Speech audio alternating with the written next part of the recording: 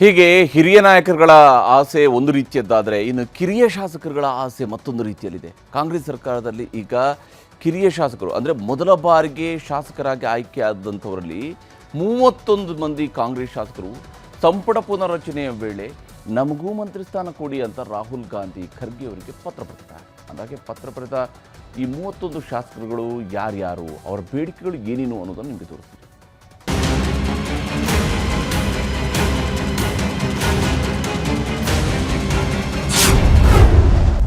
Rahul Gandhi ಖರ್ಗೆಗೆ 31 first time ಶಾಸಕರ ಪತ್ರ.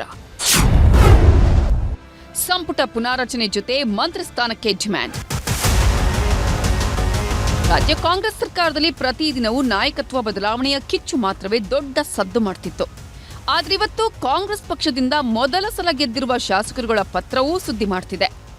ಸಂಪುಟ ಪುನಾರಚನೆಗೆ ಆಗ್ರಹಿಸಿ ಫಸ್ಟ್ ಟೈಮ್ ಗೆದ್ದಿರುವ 31 ಶಾಸಕರು ಹೈಕಮಾಂಡ್ಗೆ ನೇರವಾಗಿ ಪತ್ರ ರವಾನಿಸಿದ್ದಾರೆ. ಲೋಕಸಭೆ ವಿಪಕ್ಷ ನಾಯಕ ರಾಹುಲ್ ಗಾಂಧಿ, ರಾಷ್ಟ್ರೀಯ ಕಾಂಗ್ರೆಸ್ ಅಧ್ಯಕ್ಷ ಮಲ್ಲಿಕಾರ್ಜುನ ಖರ್ಗೆ ಅವರಿಗೆ ಸಂಪುಟ ಪುನಾರಚನೆ ಮಾಡಿ ಮಂತ್ರಿ ಸ್ಥಾನ ಕೊಡಬೇಕು ಅಂತ ಒತ್ತಾಯಿಸಿದ್ದಾರೆ. ಬರೀ ರಾಹುಲ್ ಖರ್ಗೆ ಅವರಿಗಷ್ಟೇ ಅಲ್ಲ, ಮುಖ್ಯಮಂತ್ರಿ ಸಿದ್ದರಾಮಯ್ಯ ಅವರಿಗೆ, ಉಪಮುಖ್ಯಮಂತ್ರಿ, ಕೆಪಿಸಿಸಿ ಅಧ್ಯಕ್ಷರೂ ಆಗಿರುವ ಡಿಕೆ ಶಿವಕುಮಾರ್ ಅವರಿಗೆ, ಎಐಸಿಸಿ ಪ್ರಧಾನ ಕಾರ್ಯದರ್ಶಿಗಳಾದ ರಣದೀಪ್ ಸಿಂಗ್ ಸುರ್ಜೇವಾಲಾ, ಕೆಸಿ ವೇಣುಗೋಪಾಲ್ ಅವರಿಗೂ 31 ಕಿರಿಯ ಶಾಸಕರು ಸಹಿ ಹಾಕಿರುವ ಪತ್ರ ರವಾನೆಯಾಗಿದೆ. ಆ ಪತ್ರದಲ್ಲಿರುವ ಸಾರಾಂಶ ಹೀಗಿದೆ. ಕಾಂಗ್ರೆಸ್ನಿಂದ ಮೊದಲ ಬಾರಿ 38 ಶಾಸಕರು ಆಯ್ಕೆಯಾಗಿದ್ದಾರೆ. ಈ ಮೂಲಕ ಯುವಕರ ಅವಶ್ಯಕತೆ ಇದೆ ಅಂತ ಜನ ಸಂದೇಶ ಕೊಟ್ಟಿದ್ದಾರೆ. ಮೊದಲ ಬಾರಿ ಗೆದ್ದವರಿಗೆ ರಾಜ್ಯ ಸಂಪುಟದಲ್ಲಿ ಸಚಿವ ಸ್ಥಾನ ನೀಡಿ ಜನಾದೇಶಕ್ಕೆ ಮನ್ನಣೆ ನೀಡಬೇಕು. ಸಂಪುಟ ಪುನರಚನೆ ಸಮಯದಲ್ಲಿ 38 ಶಾಸಕರಲ್ಲಿ ಕನಿಷ್ಠ 5 ಹೊಸ ಯುವಕರಿಗೆ ಮಂತ್ರಿ ಸ್ಥಾನ ಕೊಡಬೇಕು ಅನ್ನೋದು ನಮ್ಮ ಬೇಡಿಕೆಯಾಗಿದೆ. ಬೇರೆ ಬೇರೆ ರಾಜ್ಯಗಳಲ್ಲಿ ಮೊದಲ ಬಾರಿ ಶಾಸಕರನ್ನೇ ಮುಖ್ಯಮಂತ್ರಿಗಳನ್ನಾಗಿ ಮಾಡಿದ್ದಾರೆ. ಸಚಿವ ಸ್ಥಾನಮಾನವನ್ನು ಹೊಸಬರಿಗೆ ಕೊಟ್ಟಿದ್ದಾರೆ. ಕರ್ನಾಟಕದಲ್ಲೂ ಹೊಸಬರಿಗೆ ಅವಕಾಶ ನೀಡಿದ್ರೆ 2028ರ ಚುನಾವಣೆ ಗೆಲ್ಲಲು ಸಹಕಾರಿಯಾಗಲಿದೆ. ಪಕ್ಷನಿಷ್ಠೆ ಸೈದ್ಧಾಂತಿಕವಾಗಿ ಗಟ್ಟಿಯಾಗಿರುವ ಮೊದಲ ಸಲ ಶಾಸಕರಾದವರಿಗೆ ಅವಕಾಶ ನೀಡಬೇಕು ಅನ್ನೋದು ನಮ್ಮ ಕಳಕಳಿಯ ಮನವಿ. ಇಂತಿ 31 ಹೊಸ ಕಾಂಗ್ರೆಸ್ ಶಾಸಕರು. ಹೀಗೆ ಹೈಕಮಾಂಡ್ ಜೊತೆ ರಾಜ್ಯ ನಾಯಕರಿಗೂ ಪತ್ರ ಬರೆದು 31 ಜನ ಫಸ್ಟ್ ಟೈಮ್ ಶಾಸಕರು ಸಹಿಯನ್ನು ಹಾಕಿದ್ದಾರೆ.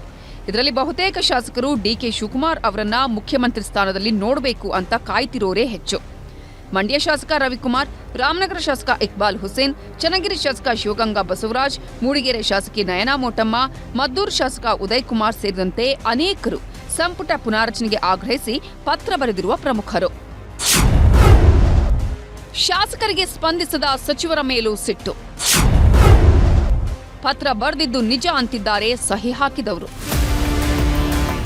ಸಂಪುಟ ಪುನಾರಚನೆ ಮಾಡಬೇಕು ಅಂತ ಕೇಳಿರೋ ಕಿರಿಯ ಶಾಸಕರು ಸಚಿವರುಗಳ ಮೇಲೂ ಸಿಟ್ಟಾಗಿದ್ದಾರೆ.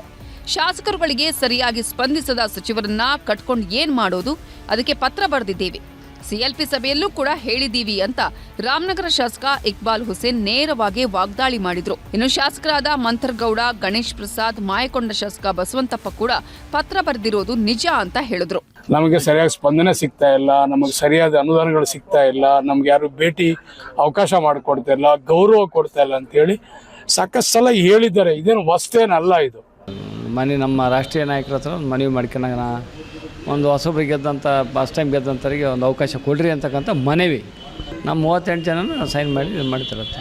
ಸಚಿವ ಸಂಪುಟದಲ್ಲಿ ಅವಕಾಶ ಸಿಕ್ಕಂತ ಸಂದರ್ಭದಲ್ಲಿ ಇದ್ರೆ ನಾವು ಯಾರಾದರೂ ಒಬ್ರು ಕೊಡಿ ಅಂತ, ಇವ್ರಿಗೆ ಕೊಡಿ ನನ್ನ ಯಾಕಂದ್ರೆ ನಾವು ಯಾಕೆ ಹೇಳ್ತೀವಿ ಅಂತಂದ್ರೆ ಕೆಲವು ನಮ್ಮವ್ರಿಗೆ ಅವಕಾಶ ಸಿಕ್ಕಿದ್ರೆ ಒಂದು ರೀತಿಲಿ ಹುಮ್ಮಸ್ ಸಿಗ್ತದೆ ಅಂತ, ಕೆಲಸ ಮಾಡಕ್ಕೆ ಹುಮ್ಮಸ್ ಸಿಗ್ತದೆ. ಒಂದು ಅವಕಾಶಗಳು ಸಿಕ್ಕಿದ್ರೆ ಮುಂದಿನ ದಿನಗಳಲ್ಲಿ ನಾವು ನಮಗೆ ಸಚಿವ ಸ್ಥಾನ ಸಿಗಲಿ ಅನ್ನೋ ಉದ್ದೇಶದಿಂದ ಮಾಡಿದ್ದಾರೆ ಹೊರತು ಯಾವುದೇ ಬೇರೆ ಥರದ ಅರ್ಥ ಕಲಿಸೋ ಅವಶ್ಯಕತೆ ಇಲ್ಲ ಅಂತ ನಾನು ಈ ಮುಖಾಂತರ ತಿಳಿಸೋಕೆ ಇಷ್ಟಪಡ್ತೀನಿ.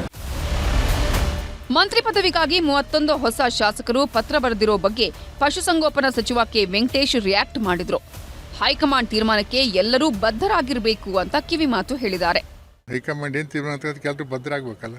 ಈಗ ಯಾರು ಮುದ್ದದ ಸಿಎಂ ಆಗಿ ನಮ್ದೇನು ವಿರೋಧ ಇಲ್ಲ, ಅವಕಾಶ ಬಂದಾಗ ಆಗಲಿ, ಯಾರಾದ್ರೂ ಅದಕ್ಕೇನಿದೆ. ಕಾಂಗ್ರೆಸ್ ಕೋಟೆಯಲ್ಲಿ ನಾಯಕತ್ವ ಬದಲಾವಣೆ ಕಿಚ್ಚು.